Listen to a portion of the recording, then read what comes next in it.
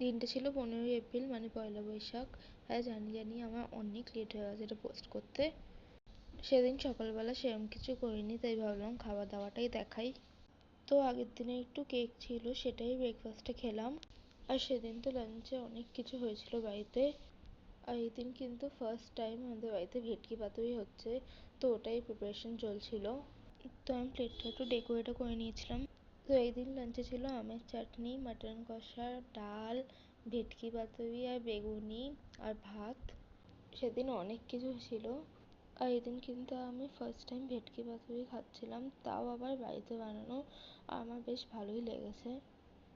সেদিন এত কিছু খাবার ছিল, তাই সব কিছুই অল্প অল্প করে খেয়েছি।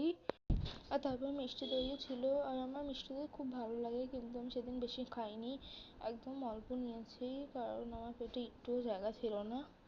আর তারপর তো সন্ধ্যেবেলা রেডি হয়ে কোথায় যাবো বুঝতে পারছিলাম না, তাই ভাবলাম সাউথ সিটি মলে যাই।